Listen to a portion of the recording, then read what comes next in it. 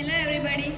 Okay, so in last lecture what we studied was splitting of d orbitals in octahedral field, right? d orbitals में हमें कैसे splitting होता है वो देख लिया था. Now what we are going to study is splitting of d orbitals in tetrahedral field. पर उससे पहले what we have to see is जितने वीडियोस मैंने अपलोड किए हुए हैं सभी वीडियोस आपको देख लेने हैं. Tomorrow, that means on Wednesday, I'll be asking you questions. ठीक है, लिंक में किन्नर सर के लिंक में मैं आपका lectures I'll be taking your lecture and I'll be asking you questions. And if you will not be able to answer, then you have to write the punishment. So make sure कि आप लोग जो भी videos है वो पहले देख लें. ठीक है? Okay. So now splitting of d orbitals in tetrahedral field. Central metal atom considered as the center of the cube and all the other four ligands are the alternative corners of the cube. That means ये लोग ये बोलना चाह रहे हैं कि the central metal जो है आपका वो क्यूब के सेंटर में है. Can you see here? Okay. And the four ligands क्योंकि हमारी जियोमेट्री क्या है टेट्राहेड्रल है. That means four ligands होंगे यहाँ पे. So four ligands उसके कॉर्नर्स पर रहेंगे, अल्टरनेटिव कॉर्नर्स पर रहेंगे. ठीक है, can you see alternative corners है. क्यूब के 8 कॉर्नर्स होते हैं उसमें से 4 कॉर्नर्स ही ऑक्यूपाइड है, 4 कॉर्नर्स है वो रिमेनिंग बाकी खाली पड़े हुए हैं. Now this is X axis, this is Y axis and this is Z axis. Now we have to see the splitting pattern in tetrahedral field. Okay, so tetrahedral field में splitting कैसे होगी? ये metal होगा, free atom, उससे आगे क्या होगा? Spherical field होगी. This will be the spherical field around the metal. That means the d orbitals surrounding to the metal. Then that will be splitting when the ligands will approach. जब ligands approach होंगे तब उसका splitting हो जाएगा. अब splitting कैसे होगा? E और T2 में. यहाँ पे G नहीं आएगा, जैसे कि octahedral field में what we saw was T2G and EG. But here we will not be getting T2G and EG. Why? Because these metals are not G-rad or un-G-rad. No plane of symmetry is present. That's why.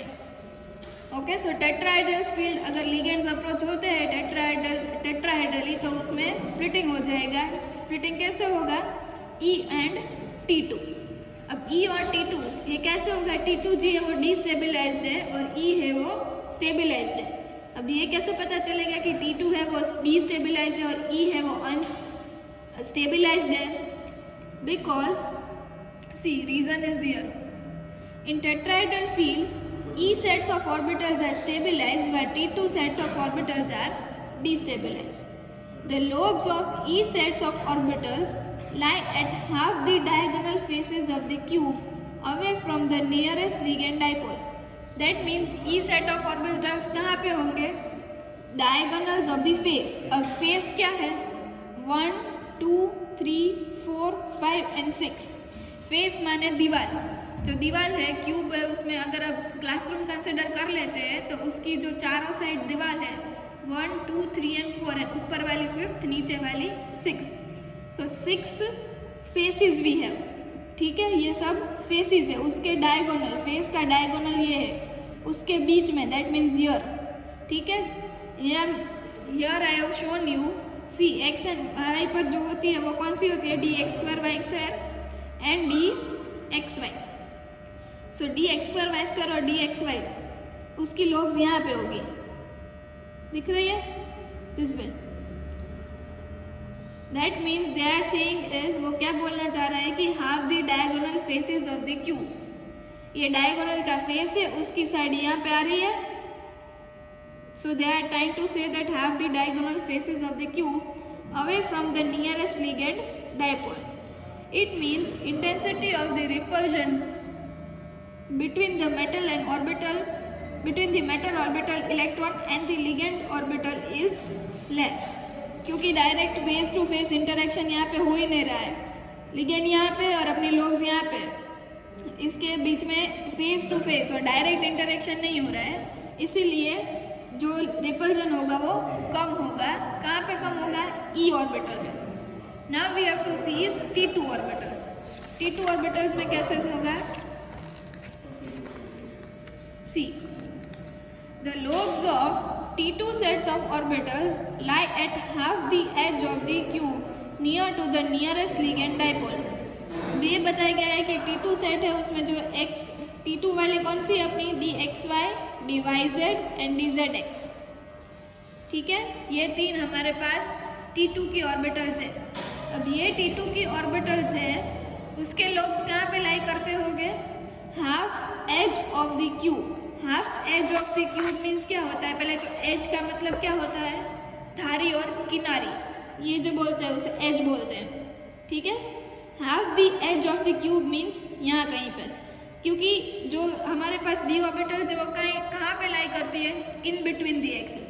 अब इन between the axis अगर हम consider करते हैं, अगर x Y axis लेते हैं और in between करते हैं, तो यहाँ कहीं पे आती होगी ये लोग डी जेड वाई जेड और Z Y.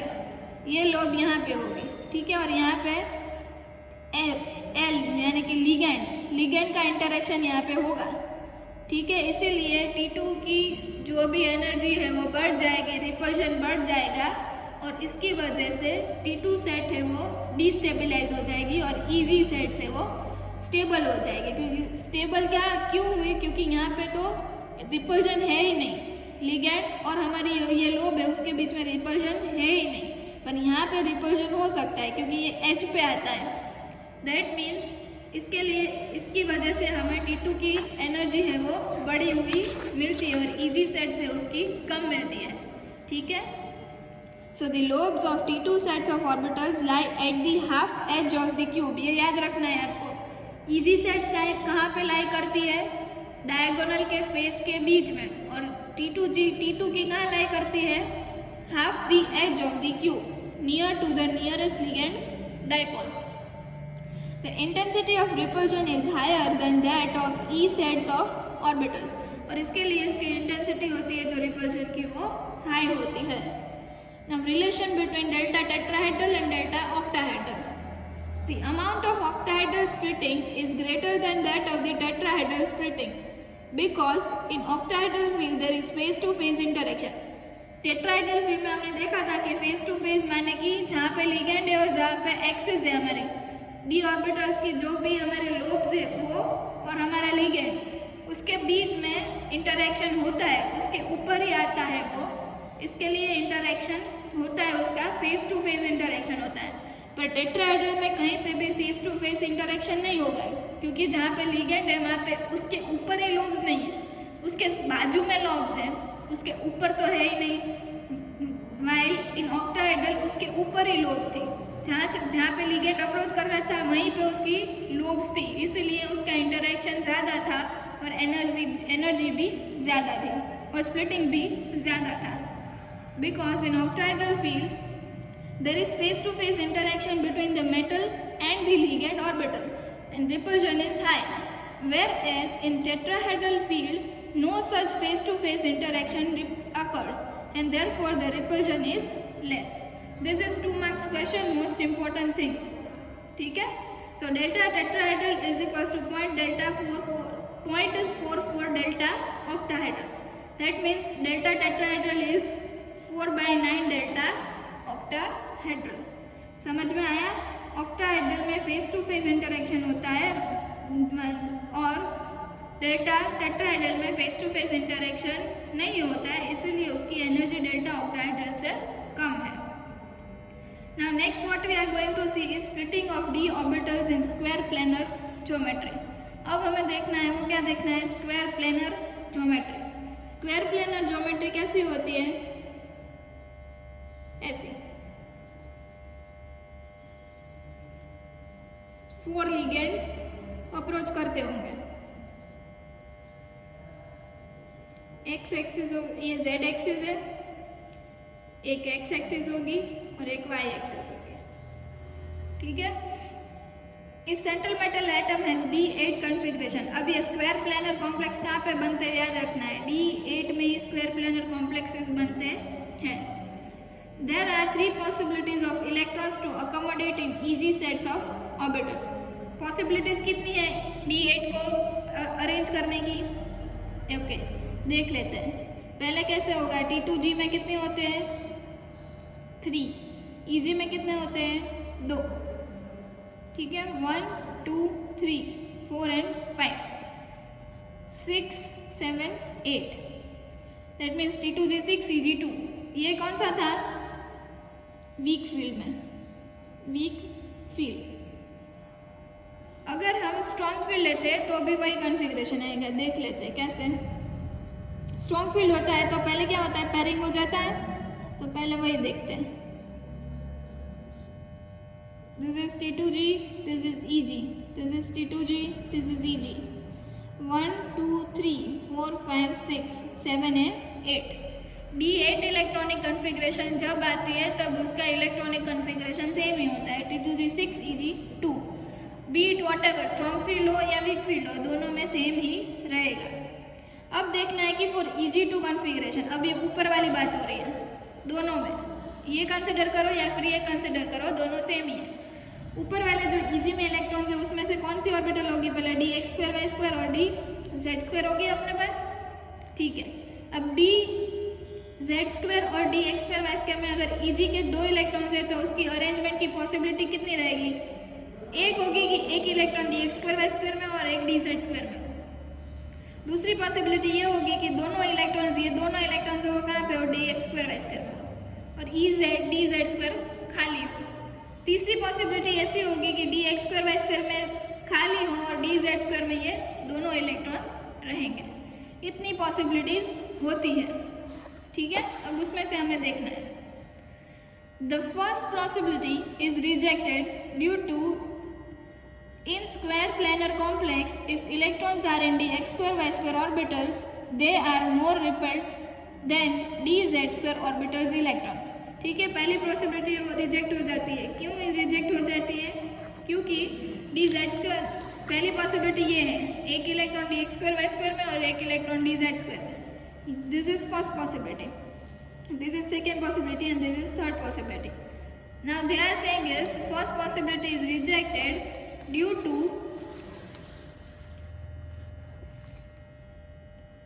the reason is in square planar complex, if electrons are in dx2y2 orbital, एक इलेक्ट्रॉन जो हमने dx2y2 में रखा है, they are more repelled than dz2 orbitals of the electron। ठीक है, वो रिपल्शन उसका ज़्यादा होगा, इसलिए पहली पॉसिबिलिटी है वो रिजेक्ट हो जाती है। Now the approach of 4 ligands from x, y, minus x and minus y direction in square planar complex, the lobes of the x square and y square orbitals are also lie on the x and y axis। क्यों reject हो जाती है? क्योंकि ligands कहाँ से approach करेंगे? X Y axis से, और हमारी जो dx2y2 की लोब है वो भी कहाँ पे? x और y पे, x और y एक्सिस पे, इसीलिए जो रिपल्शन होगा वो बहुत बढ़ जाएगा, इसलिए पहली पॉसिबिलिटी रिजेक्ट कर देते हैं। The lobes of dx2y2 orbitals also lie on the x and y axis. જે x અને y एक्सिस ઉપરના જે લોબ્સ છે આપણે x2y2 ના એ પણ ક્યાં લાઈ કરે છે? x અને y एक्सिस ઉપર, અને લિગેન્ડ જે અપ્રોચ કરે છે એ પણ ક્યાંથી આવે છે? x અને y एक्सिस ઉપરથી, એટલે તેના વચ્ચે જે રિપલ્શન હશે વધારે થશે, એને લીધે આપણે ફર્સ્ટ પોસિબિલિટીને શું કરશું? રિજેક્ટ કરશું। Hence, the intensity of repulsion increase, repulsion बढ़ जाएगा, बढ़ी जाए। While in case of dz2 orbital, no ligands approach along the z axis। बराबर है, z एक्सिस पर कोई पण लिगेंड्स अप्रोच नहीं करता। આવી રીતે છે, અહીંયા કોઈ लिगेंड છે નથી। x અને y ઉપર लिगेंड्स આવી શકે છે, પણ z ઉપર કોઈ लिगेंड तो છે नहीं। दैट मीन्स z ઉપર કાંઈ પણ रिपल्शन થશે નહીં, z पर कोई भी रिपल्शन होगा नहीं, क्योंकि वहाँ पे लिगेंड्स होते ही नहीं है, इसीलिए।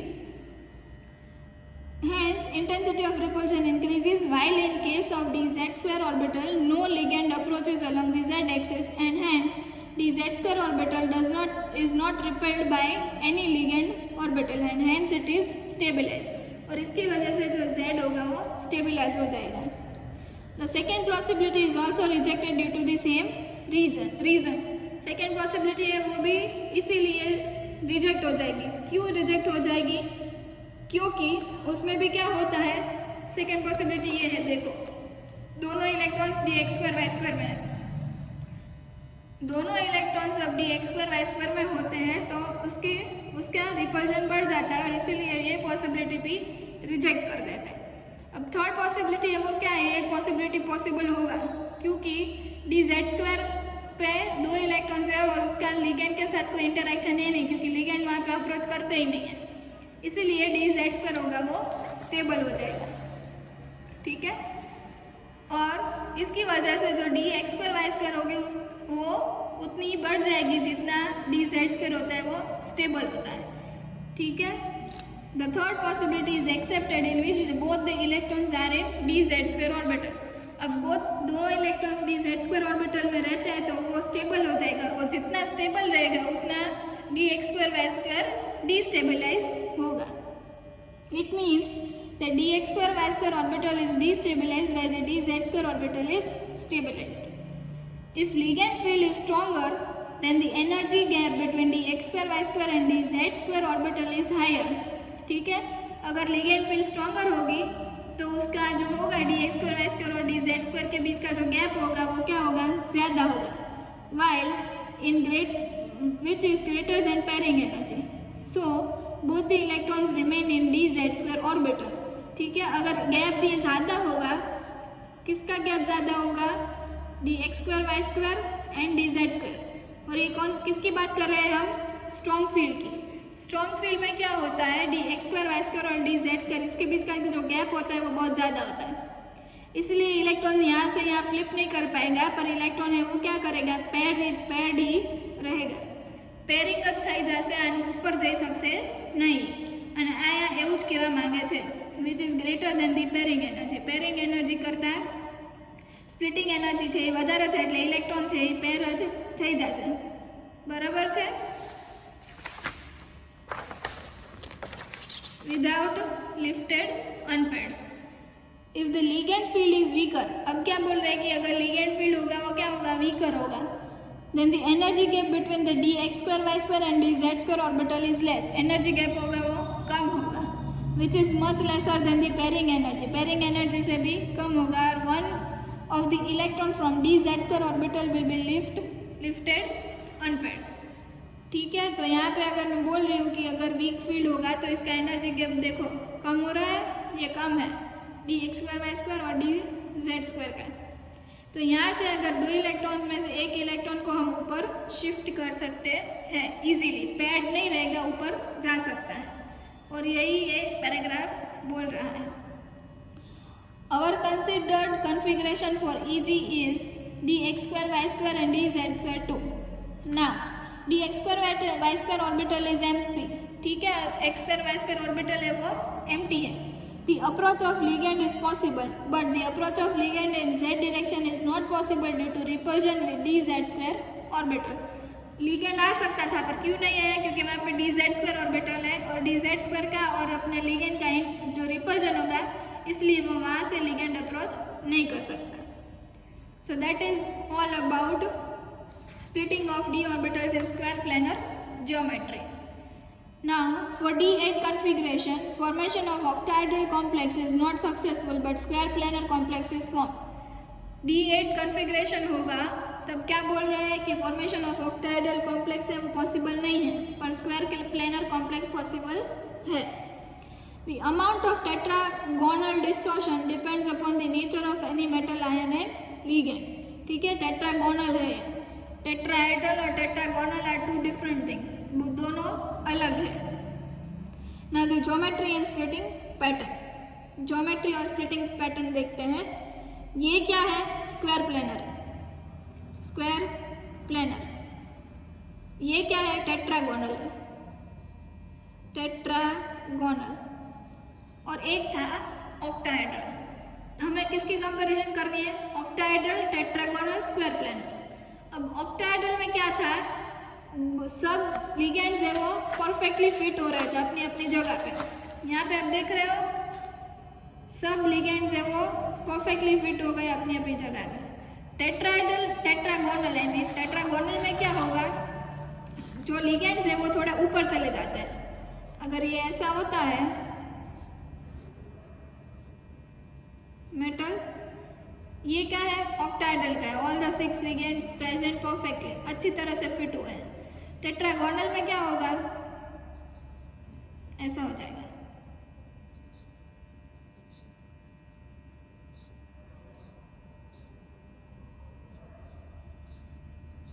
This way. जेड एक्सिस के दो लिगेंड है वो थोड़े ऊपर चले जाएंगे, जेड आउट हो जाएगा, ठीक है। इसको बोलते हैं टेट्रागोनल ज्योमेट्री, ये है टेट्रागोनल ज्योमेट्री, ठीक है। और फिर आता है स्क्वायर प्लेनर। स्क्वायर प्लेनर में क्या होगा, ये दो लिगेंड है जेड एक्सिस के वो पूरे रिमूव हो जाएंगे और बचेंगे कितने, खाली 4 लिगेंड, वो होगा स्क्वायर प्लेनर।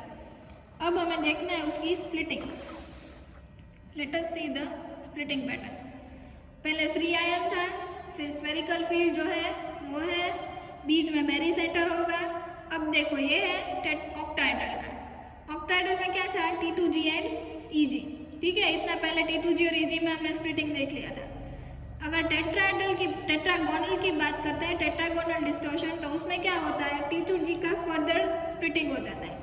T2G का फर्दर स्प्लिटिंग किस में होता है, dxy ऊपर और dxz एंड dyz नीचे। और EG का स्प्लिटिंग कैसे होता है, dz² और नीचे और dx² y² ऊपर।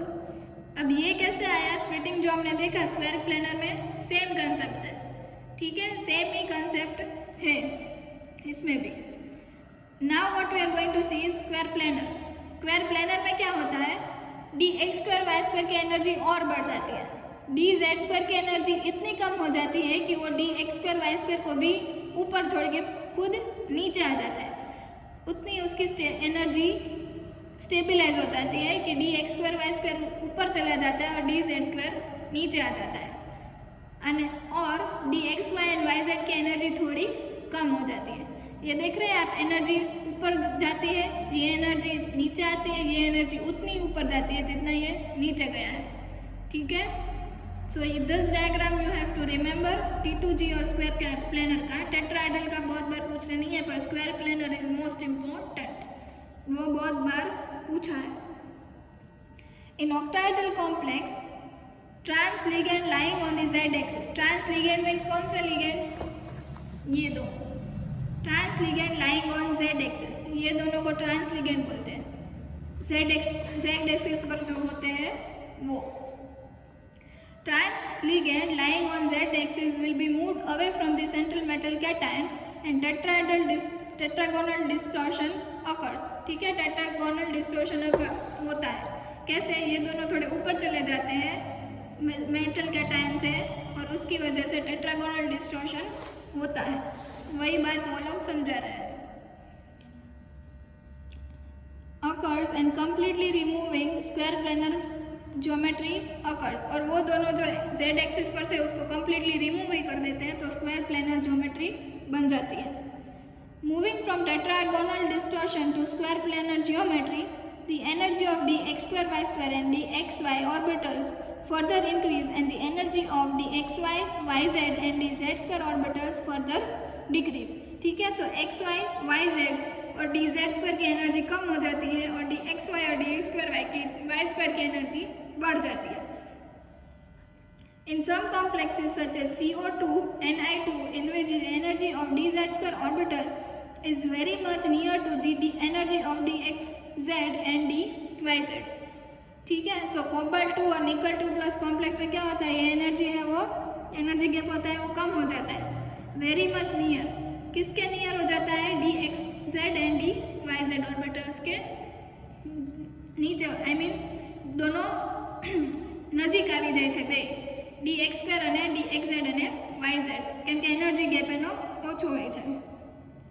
While in case of PT2, energy of dz² orbital is lower than that of dxz and dyz orbital, and dxy orbital is destabilized due to approach of ligand, ठीक है। Now, delta square planar has been found larger than delta octahedral. This is short question, SQ है ये, कि delta square planar की energy delta octahedral से भी ज़्यादा है, क्यों? Because in octahedral field only splitting of D orbitals takes place, ठीक है। डी ऑर्बिटल का स्प्लिटिंग होता था, पर स्क्वायर प्लेनर में क्या होता है, डी ऑर्बिटल्स T2G और EG में स्प्लिट होते हैं, उसका भी फिर अगेन उसका भी स्प्लिटिंग होता है। इसलिए एनर्जी उसकी बढ़ जाती है। While in case of square planar field, further splitting of EG and T2G orbitals takes place. उसका भी आगे स्प्लिटिंग होता है, इसलिए delta square planar is equal to 1.3 delta octahedral. Such distortion takes place only when d orbitals are asymmetrically filled. ऐसा distortion कब होता है? जब d orbitals होते हैं वो asymmetrically filled होते हैं। अगर symmetrically filled होते हैं तो फिर ऐसा डिस्टॉर्शन होता नहीं है। Now splitting of d orbitals in trigonal bipyramidal geometry. ठीक है, ट्राइगोनल बाइपिरामिडल ज्योमेट्री पहले कैसी होती है? ऐसे 3 लिगेंड्स इन द प्लेन, ये जो हाथ है मेरा यहाँ पे होगा 3 लिगेंड्स इन द प्लेन, एक ऊपर एक नीचे। ठीक है, ऐसा 3D में कैसे बनाएंगे हम? ये मेरा हाथ है वो ट्राइगोनल समझ लीजिए, ऊपर है एक लिगेंड नीचे है और ऐसे पिरामिड जैसा बनता होगा। अगर आप ज्वाइन करेंगे तो ये ट्राइगोनल 2 पिरामिड जैसे बनते होंगे। So this is called trigonal bipyramidal geometry.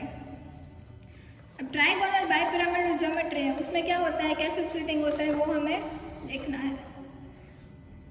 In trigonal bipyramidal geometry dz² orbital is most destabilize because dz² orbital क्या होती है? Most destabilize because it is repelled by 2 ligands and it is also face to face interaction with the metal orbital.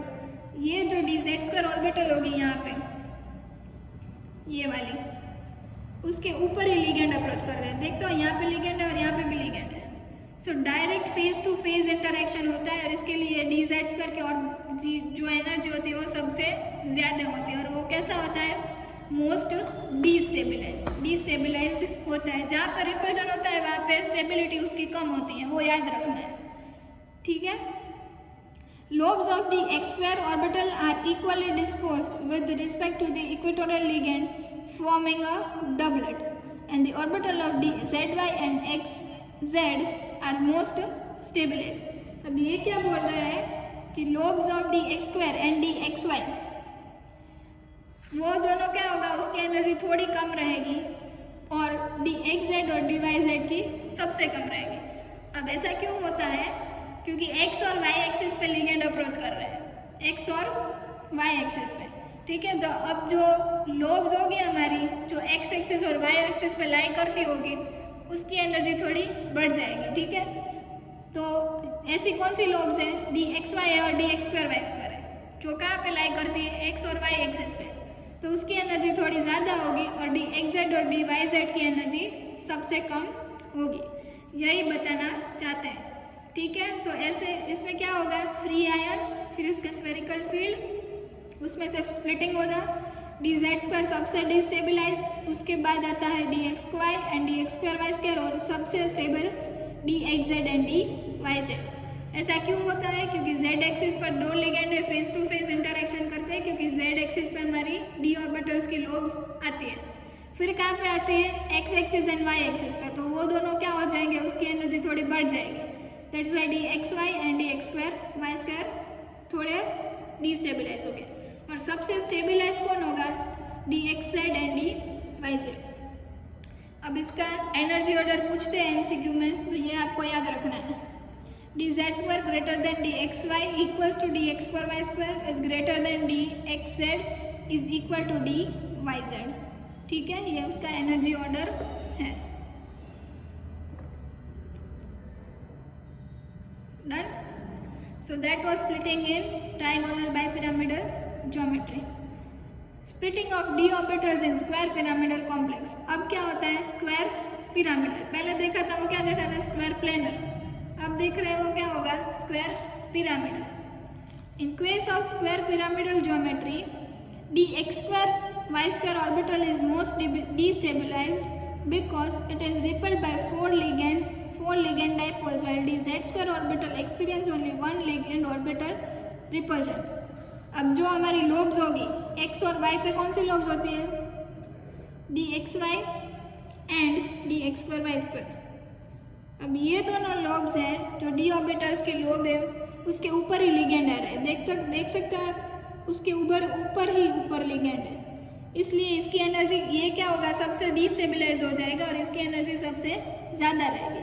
और D Z square की energy उससे थोड़ी कम होगी। थोड़ी कम क्यों होगी, क्योंकि यहाँ पे जो एक था वो लिगेंड तो निकल गया, अब यही लिगेंड रहा है और यहाँ पे अपनी डी जेड स्क्वायर की लोब्स है, तो इसीलिए उसका थोड़ा रिपल्जन कम रहेगा।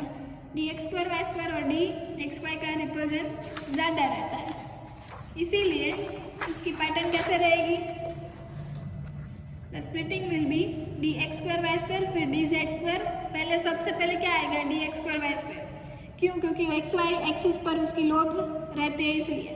फिर आएगा डी जेड स्क्वायर, फिर आएगा डी एक्स वाई क्यों आया, क्योंकि एक्स वाई एक्सिस पर लिगेंड्स भी है इसलिए।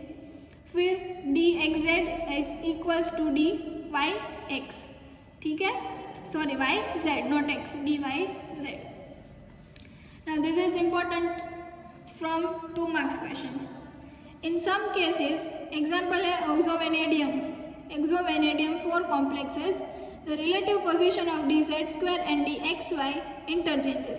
क्या होता है, इंटरचेंज हो जाता है। क्यों इंटरचेंज हो जाता है, ऐसे केसेस में याद रखना है। एक्सोवेनेडियम 4 केसेस में क्या होता है, the presence of multiple bonding, ये इसका स्ट्रक्चर है V, फिर होता है L5 1 2 3 4 5, यहाँ पे लिगेंड होगा और डबल बॉन्ड O होगा। तो presence of multiple bonding among Z axis, ये तो मल्टीपल बॉन्डिंग है, 2 डबल बॉन्ड्स है ना, उसको मल्टीपल बॉन्डिंग बोल रहे हैं। The presence of multiple bonding along Z axis, the energy of D Z square orbital is most destabilise. उसकी वजह से जो एनर्जी होगी वो क्या होगी, बढ़ जाएगी और वो डिस्टेबलाइज हो जाएगा। और उसकी एनर्जी पैटर्न कैसा रहेगी, D Z square greater than D X square Y square greater than D X Z, D Y Z greater than D X Y, ठीक है। तो एक्स वाई और डी जेड स्क्वायर का इंटरचेंज हो जाता है। ये स्पेशल केस है, एक्सेप्शनल केस है, कौन सा है, एक्सोवेनेडियम कॉम्प्लेक्सेस के, ठीक है, okay. Now the last one is splitting of D orbital in trigonal prismatic complex. Trigonal prismatic complex कैसा रहता है, ऐसा 3D में उसको इमेजिन करने का है आपको। 3D में इमेजिन कर जो तो इजीली समझेगा से। It is historically important to know that Warner considered trigonal prismatic is also possible geometry when he studied 6 coordinated complexes. જ્યારે વોર્નરે 6 કોઓર્ડિનેટેડ કોમ્પ્લેક્સીસ સ્ટડી કર્યા હતા ત્યારે એને ખબર પડી હતી કે ટ્રાયગોનલ પ્રિઝમેટિક જેવી કોઈ જ્યોમેટ્રી બી ઇમ્પોર્ટન્ટ છે. WC2S2H2 thrice. હવે તમને પૂછી શકે કે આવું એક્ઝામ્પલ છે, ये एग्जाम्पल दे के पूछ सकते हैं कि उसको देख के उसकी स्प्लिटिंग पैटर्न बताओ. तो स्प्लिटिंग पैटर्न कैसे बतानी है, पहले तो ये आपको याद रहना चाहिए कि ये ट्राइगोनल प्रिज्मेटिक में आता है और ट्राइगोनल प्रिज्मेटिक की आपको स्प्लिटिंग लिखनी होंगी. फिर है VC2S2PH2 thrice और MC2S2H2 thrice. This complex belongs to trigonal prismatic geometry.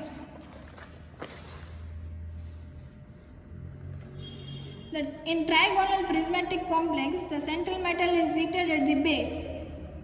The 6 corners is occupied by the point charges. जो 6 corners है वो किससे occupied हो गए, point charges से. ये 1 2 3 4 5 6 यहाँ से लिगेंड अप्रोच करते होंगे. dz square orbital is most stabilized because the lobes of dz square orbitals are passing through the two triangular faces and no face-to-face interaction with the lobes of dz square orbital. ये क्या बताना चाहते हैं कि अगर आपके पास ऐसी trigonal prismatic geometry है तो क्या होगा उसमें, ट्राइगोनल प्रिज्मेटिक ज्योमेट्री में यहाँ पे 6 लिगेंड्स है, ठीक है. अब इसके बीच में से यहाँ से सेंटर में से एक जेड एक्सिस निकलती होगी. अब ये जेड एक्सिस है वो कोई भी लिगेंड को इंटरेक्ट नहीं करती होगी. देखो ये ट्रायंगल, इसके नीचे सेम ट्रायंगल है और ऊपर से बीच में से ऐसे मैं जेड एक्सिस पास करती हूँ तो जेड एक्सिस कोई किसी भी लिगेंड को टच नहीं करेगी. और अगर किसी भी लिगेंड को टच नहीं करती है तो उसका मतलब ये हुआ कि वो सबसे स्टेबल होगी. तो वही बताना चाहते हैं कि dz² orbital is most stabilised because lobes of dz² orbitals are passing through two trigonal, ये ट्राइगोनल का फेस है, उसको ट्राइगोनल फेस बोलते हैं, ऊपर वाला और नीचे वाला trigonal faces and no face to face interaction with the lobes of dz² orbitals, कोई इंटरेक्शन है ही नहीं तो वो स्टेबल हो जाएगा। The lobes of dxz and dyz orbitals are relatively close to the point charges। अब जो lobes है किसके lobes, dxz और dyz, वो कंपैरेटिवली लिगेंड से थोड़ा क्लोज है, उसके नज़दीक है पॉइंट चार्ज और dipole, and so these orbitals are destabilise, इसलिए वो क्या होते हैं, डिस्टेबलाइज हो जाते हैं। The lobes of dx² y² and dxy lies in between two triangular planes and it is affected but lesser than that of dx² and yz। इसका मतलब ये है कि जो dx² y² है और dxy है उसके लोब्स कहाँ पे होते हैं, लिगेंड जो ट्राइंगुलर फेज है उसके बीच में होते हैं, इसका इसीलिए उसका रिपल्शन क्या हो जाता है, थोड़ा कम हो जाता है। पर देखो dxz एंड dyz को अगर हम कंसिडर करते हैं तो उसमें क्या होता है, देखो ये dxz मैंने ड्रॉ किया हुआ है, तो यहाँ पे भी लिगेंड है, यहाँ पे भी लिगेंड है, यहाँ पे भी लिगेंड है, यहाँ पे भी लिगेंड है, देख सकते हो लिगेंड। सेम वे क्या होगा, yz कंसिडर करते हैं तो यहाँ पे भी लिगेंड है, यहाँ पे लिगेंड है, यहाँ पे भी लिगेंड है, इसलिए सबसे ज़्यादा रिपल्शन किस में होगा, इसमें होगा। फिर dx² y² और dxy कंसिडर करते हैं तो वो क्या होंगे, in between the triangular planes, मतलब ट्राइंगुलर के प्लेन यहाँ पे होते हैं, ऐसे हो गए, ऐसे समथिंग लोब्स होगी, तो उसका इंटरेक्शन क्या होगा, थोड़ा कम होगा ये लिगेंड से, ठीक है। इसीलिए उसकी एनर्जी कैसे आएगी, dxz yz सबसे पहले, क्योंकि उसके direct face to face interaction होते हैं, फिर dx² और dx² y² एंड dxy, और सबसे लास्ट में dz², क्योंकि ऊपर से बीच में से जाता है, वहाँ पे कोई इंटरेक्शन है ही नहीं, इसीलिए। The lobes of dxz and dyz is disposed equally with respect to equatorial ligand most destabilized, इसके लिए वो डिस्टेबलाइज है क्योंकि वो उसके जो लोब्स है dxz और dyz के वो क्या है, एग्जैक्ट लिगेंड के ऊपर आते हैं, इसलिए। और ऑर्डर ऑफ स्प्लिटिंग जब मैंने बताया वो ऑर्डर ऑफ स्प्लिटिंग है, ये सब कुछ आपको याद रखना है। So that is all for today. सब स्प्लिटिंग डी ऑर्बिटल्स के सब ज्योमेट्री में हमने स्प्लिटिंग देख ली है आज, कल से हम नए टॉपिक शुरू करने वाले हैं। So that's all for today, thank you and have a nice day.